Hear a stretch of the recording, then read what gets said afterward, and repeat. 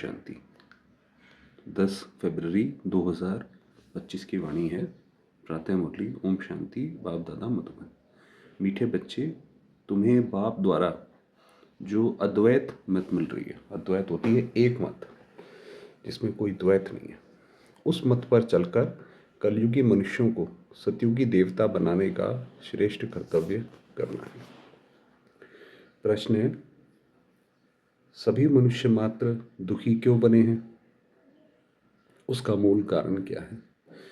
रावण ने सभी को श्रापित कर दिया है। जैसे श्राप होता है तो श्रापित कर दिया है, इसलिए सभी दुखी बने हैं। बाप वर्षा देता, रावण श्राप देता है। ये भी दुनिया नहीं जानती।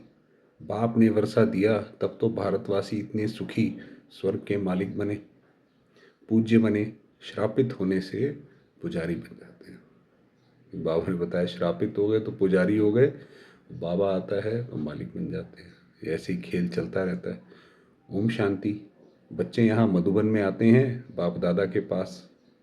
हॉल में जब आते हो देखते हो पहले भाई बहन बैठते हैं, फिर पीछे देखते हो बाप दादा आया हुआ है। पहले ऐसे ही होता है। बाबा जब थे साकार में तो पहले बच्चे आके बैठ जाते थे, फिर बाबा बाद में आते थे। तो बाप की याद आती है। तुम हो प्रजापिता ब्रह्मा के बच्चे, ब्राह्मण और ब्राह्मणियाँ। वह ब्राह्मण तो ब्रह्मा बाप को जानते ही नहीं है, जो दुनिया में अपने को ब्राह्मण कहते हैं। तुम बच्चे जानते हो, बाप जब आते हैं तो ब्रह्मा विष्णु शंकर भी ज़रूर चाहिए। कहते ही हैं त्रिमूर्ति शिव भगवान आज। अब तीनों द्वारा तो नहीं बोलेंगे ना, ये बातें अच्छी रीति बुद्धि में धारण करनी है। बेहद के बाप से ज़रूर स्वर्ग का वर्षा मिलता है, इसलिए सभी भक्त भगवान से क्या चाहते हैं? जीवन मुक्ति। भगवान से चाहते हैं कि हमें मुक्त करो इन सारी चीज़ों से। अभी है जीवन बंद, भाई चाहो ना चाहो जीवन में कार्य करने पड़ते हैं, तो हो गए जीवन बंद। सभी बाप को याद करते हैं कि आकर इस बंधन से मुक्त करो। अभी तुम बच्चे ही जानते हो कि बाबा आया हुआ है। कल्प कल्प बाप आते हैं, पुकारते भी हैं, तुम मात पिता हम बालक तेरे, परंतु इसका अर्थ तो कोई भी नहीं समझते हैं। अभी दुनिया में जो भगवान को याद करते हैं, कोई वो भगवान को उनकी पहचान से, संबंध से तो याद नहीं करते हैं। वो तो जितना मुंह जैसे, जितनी बार वो जैसे भी बोलते हैं अपने हिसाब से करते रहते हैं। निराकार बाप के लिए समझ लेते हैं, गाते हैं, परंतु मिलता कुछ भी नहीं। क्योंकि चिट्ठी सही एड्रेस पे डालते नहीं, तो इसलिए वो मिलता कुछ नहीं है। बाबा को याद नहीं पहुंचती है वहाँ तक। अभी तुम बच्चों को उनसे वर्षा मिलता है, फिर कल्प बाद मिलेगा। बच्चे जानते हैं बाप आधा कल्प के लिए आकर वर्षा देते हैं और रावण फिर श्राप देते हैं। ये भी दुनिया नहीं जानती कि हम सभी श्रापित हैं। रावण का श्राप लगा हुआ है, इसलिए सभी दुखी है। भारतवासी सुखी थे। कल इन लक्ष्मी नारायण का राज्य भारत में था। ये तो कल और आज की बात है, समय बीत जाता है। भारत में था, देवताओं के आगे माथा टेकते हैं, पूजा करते हैं, परंतु सतयुग कब था ये किसको पता नहीं है। अब देखो, लाखों वर्ष की आयु सिर्फ सतयुग की दिखा दी है, फिर त्रेता की, द्वापर, कलयुग की। उस हिसाब से मनुष्य कितने ढेर हो जाएं कि भी सतयुग लाखों वर्ष का है, वो भी इतने, तो इतने बहुत सारे मनुष्य होने चाहिए। फिर तो कोई भी मनुष्य की बुद्धि में नहीं बैठता है। बाप बैठ समझाते हैं, देखो गाया भी जाता है 33 करोड़ देवताएं होते हैं। तो दुनिया में तो मनुष्यों ने जैसे भी अपना, क्योंकि जब भी कोई आदमी रिसर्च करता है या कोई बात बोलता है तो उसके पीछे अपना स्वार्थ भाव तो होता ही है। कोई रिसर्च करेगा, साइंटिस्ट करेगा, वो ये नहीं सोचेगा कि दुनिया को सत्य पता पड़े, वो ये सोचेगा मेरा नाम कैसे हो। थोड़ा मोड़ा झूठ भी हो तो भी कोई बात नहीं। उसी तरीके से बाकी भी कोई व्यक्ति करता है तो उसको ये हमेशा रहता है। तो बाबा बताते हैं कि सत्य कि देखो गाया भी जाता है 33 करोड़ देवताएं होते हैं। ऐसे थोड़े ही वह कोई लाखों वर्ष में हो सकते हैं, तो ये भी मनुष्यों को समझाना पड़े। अभी तुम समझते हो कि बाबा हमको स्वच्छ बुद्धि बनाते हैं, रावण मलेच्छ बुद्धि बनाते हैं। मुख्य बात तो ये है, सतयुग में है पवित्र, यहाँ है अपवित्र। ये भी किसको पता नहीं है कि राम राज्य कब से कब तक, रावण राज्य कब से कब तक होता है। समझते हैं यहाँ ही राम राज्य भी है, रावण राज्य भी है। अनेक मत मतांतर है ना, जितने हैं मनुष्य उतनी है मतें। वही अभी यहाँ तुम बच्चों को एक अद्वैत मत मिलती है, एक अद्वैत मत जो बाप ही देते हैं।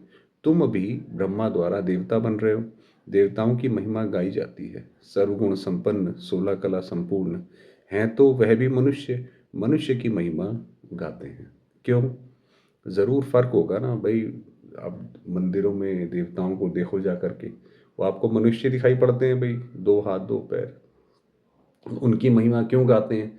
क्यों? क्योंकि उनके अंदर हमारे और उनके अंदर कोई फ़र्क है?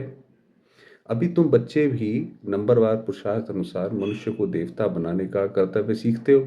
अब हम भी सीखते जाते हैं कि भाई मनुष्य से देवता कैसे बनाया जाता है। कलयुगी मनुष्य को तुम सतयुगी देवता बनाते हो, अर्थात शांति धाम ब्रह्मांड का और विश्व का मालिक बनाते हो। यह तो शांति धाम नहीं है ना, यहाँ तो कर्म जरूर करना पड़े। वह है स्वीट साइलेंस होम। परम धाम है स्वीट साइलेंस होम। अभी तुम समझते हो हम आत्माएं स्वीट होम ब्रह्मांड के मालिक हैं, वहाँ दुख सुख से न्यारे रहते हैं, फिर सत्युग में विश्व के मालिक बनते हैं। अभी तुम बच्चे लायक बन रहे हो, एम ऑब्जेक्ट एक्यूरेट सामने खड़ी है। तुम बच्चे हो योग बल वाले, वह हैं बाहुबल वाले। उनको अपनी शक्ति पे ज़्यादा वो है, और हम तो योग पे विश्वास रखते हैं।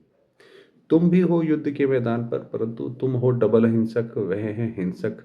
हिंसा काम कटारी को कहा जाता है। सन्यासी भी समझते हैं ये हिंसा है, इसलिए पवित्र बनते हैं, परंतु तुम्हारे सिवाय बाप के साथ प्रीत कोई की है नहीं।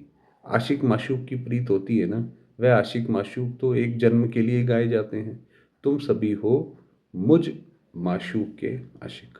भक्ति मार्ग में मुझ एक माशूक को याद करते आए हो। अब मैं कहता हूँ ये अंतिम जन्म सिर्फ पवित्र बनो और यथार्थ रीति याद करो, तो फिर याद करने से ही तुम छूट जाएंगे। बाबा को याद करते रहेंगे, कोई भी परिस्थिति होगी छूट जाएंगे। सतयुग में याद करने की दरकार ही नहीं रहेगी। दुख में सिमरन सब करते हैं, ये है नर्क। इनको स्वर्ग तो नहीं कहेंगे ना। बड़े आदमी जो धनवान है वह समझते हैं हमारे लिए तो यहाँ ही स्वर्ग है। विमान आदि सब कुछ वैभव है, कितना अंधश्रद्धा में रहते हैं। गाते भी हैं तुम मात पिता हम बालक तेरे, परंतु समझते कुछ नहीं है। कौन से सुख घनेरे मिले ये भी कोई नहीं जानते। बोलती तो आत्मा है ना, तुम आत्माएं समझती हो हमको सुख घनेरे मिलने हैं। उनका नाम ही है स्वर्ग सुख धाम। स्वर्ग सभी को बहुत मीठा लगता है। तुम अभी जानते हो स्वर्ग में हीरे जवाहरातों के कितने महल थे। आप सोचो जो स्वर्ग था, कैसे वो सोने की दुनिया थी, कैसे वहाँ पे हीरे जवाहरातों के महल थे। भक्ति मार्ग में भी कितना अनगिनत धन था जो सोमनाथ का मंदिर बनाया है।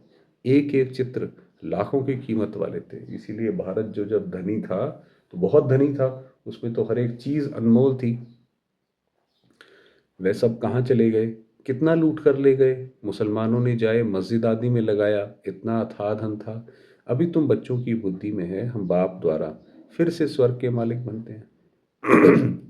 हमारे महल सोने के होंगे, दरवाज़ों पर भी जड़ित लगी हुई होगी। जैनियों के मंदिर भी ऐसे बने हुए होते हैं। अब हीरे आदि के तो नहीं है ना जो पहले थे। अभी तुम जानते हो हम बाप से स्वर्ग का वर्षा ले रहे हैं। शिव बाबा आते भी भारत में ही हैं। भारत को ही शिव भगवान से स्वर्ग का वर्षा मिलता है। क्रिश्चियन भी कहते हैं क्राइस्ट से 3000 वर्ष पहले भारत हेवन था। राज्य कौन करते थे ये किसको पता नहीं है। बाकी ये समझते हैं भारत बहुत पुराना है। ये थोड़ा चाहे मानते नहीं हैं ऊपर से, मगर सबको पता है कि भारत ही सबसे पुराना है। तो यही स्वर्ग था ना। बाप को कहते भी हैं हेवनली गॉड फादर, अर्थात हेवन स्थापन करने वाला फादर। ज़रूर फादर आए होंगे तब तुम स्वर्ग के मालिक बने होंगे। हर 5000 वर्ष बाद स्वर्ग के मालिक बनते हो, फिर आधा कल्प बाद रावण राज्य शुरू होता है। चित्रों में ऐसा क्लियर कर दिखाओ जो लाखों वर्ष की बात बुद्धि से ही निकल जाए कि ये लाखों वर्ष इतना हुआ था। चित्रों से समझाओ। लक्ष्मी नारायण कोई एक नहीं है, इन्हों की डिनाइस्टी होगी ना, फिर उन्हों के बच्चे राजा बनते होंगे। राजाएं तो बहुत बनते हैं ना, सारी माला बनी हुई है। माला को ही सिमरन करते हैं ना। जो बाप के मददगार बन बाप की सर्विस करते हैं उन्हों की ही माला बनती है। जो ये माला है उन्हीं को ही माला है ये। जो पूरा चक्र में आते हैं पूज्य पुजारी बनते हैं, उन्हों का ये यादगार है। तुम पूज्य से पुजारी बनते हो, फिर अपनी माला को बैठ पूजते हो। पहले माला पर हाथ लगाकर फिर माथा टेकेंगे। जब भी कोई जो लोग माला पूछते हैं वो पहले ऐसे ही करते हैं, पीछे माला को फेरना शुरू करते हैं। तुम भी सारा चक्र लगाते हो, फिर शिव बाबा से वर्षा पाते हो। तो बाबा ने कहा वो हाथ लगाकर फिर माथा टेकेंगे, पीछे माला को फेरना शुरू करते हैं। तुम भी सारा चक्र लगाते हो, फिर शिव बाबा से वर्षा पाते हो। तुम ये राज तुम ही जानते हो। मनुष्य तो किसके नाम पर, कोई किसके नाम पर माला फेरते हैं, जानते कुछ भी नहीं है। अभी तुमको माला का सारा ज्ञान है और कोई कोई ज्ञान नहीं है। क्रिश्चियन थोड़ी समझते हैं कि ये किसकी माला फेरते हैं। ये माला है ही उन्हों की जो बाप के मददगार बन सर्विस करते हैं। इस समय सब पतित हैं, जो पावन थे वह सब यहाँ आते आते अब पतित बने हैं। फिर नंबरवार सब जाएंगे। नंबरवार आते हैं, नंबरवार जाते हैं। कितनी समझने की बातें हैं। ये झाड़ है, जैसे आप देखिए जो पेड़ निकलता है उसमें पहले दो पत्तियां, फिर ऐसे ऐसे और पत्तियां निकलती हैं, और फिर झड़ता है तो झड़ता भी ऐसे ही है ना। तो इसी तरीके से बाबा ने कहा नंबरवार है ये झाड़ है। कितने टाल टालियां मठपंथ हैं, अभी ये सारा झाड़ खलास होना है, फिर तुम्हारा फाउंडेशन लगेगा। तुम हो इस झाड़ के फाउंडेशन। उसमें सूर्यवंशी चंद्रवंशी दोनों हैं। सतयुग त्रेता में जो राज्य करने वाले थे उन्हों का अभी धर्म ही नहीं है, सिर्फ चित्र। देवताओं के सिर्फ चित्र रह गए। जिनके चित्र हैं उन्हों की बायोग्राफी तो जानना चाहिए ना। कह देते हैं फलानी चीज़ लाखों वर्ष पुरानी है, और वास्तव में पुराने ते पुराना है आदि सनातन देवी देवता धर्म। उनके आगे तो कोई चीज़ हो नहीं सकती। बाकी सब 2500 वर्ष की पुरानी चीज़ें होंगी, नीचे से खोद कर निकालते हैं ना। भक्ति मार्ग में जो पूजा करते हैं वे पुराने चित्र निकालते हैं, क्योंकि अर्थक्वेक में सब मंदिर आदि गिर पड़ते हैं, फिर नए बनते हैं। ऐसा नहीं है कि कई लोग ये सोचते हैं कि सतयुग आएगा तो नीचे से जो सतयुग जो नीचे विनाश हुआ है वही नीचे वाली चीज़ दोबारा से आ जाएगी। नहीं, नया बनाएंगे।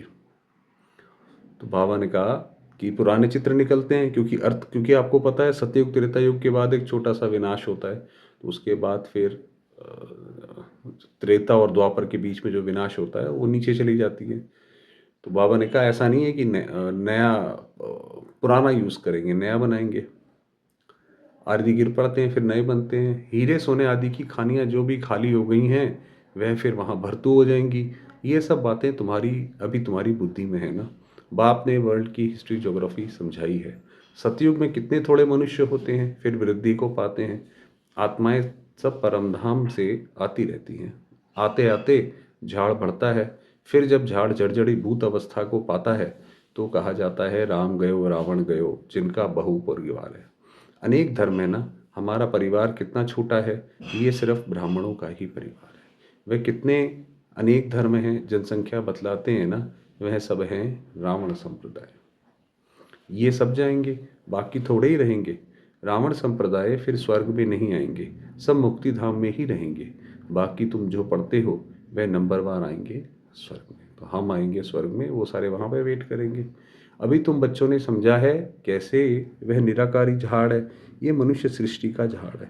ये तुम्हारी बुद्धि में है। पढ़ाई पर ध्यान नहीं देंगे तो इम्तिहान में नापास हो जाएंगे। पढ़ते और पढ़ाते रहेंगे तो खुशी भी रहेगी। अगर विकार में गिरा तो बाकी ये सब भूल जाएगा। विकार में गए तो जो भी करा धरा है खराब हो जाएगा। आत्मा जब पवित्र सोना हो तो उसमें धारणा अच्छी हो। सोने का बर्तन होता है पवित्र गोल्डन।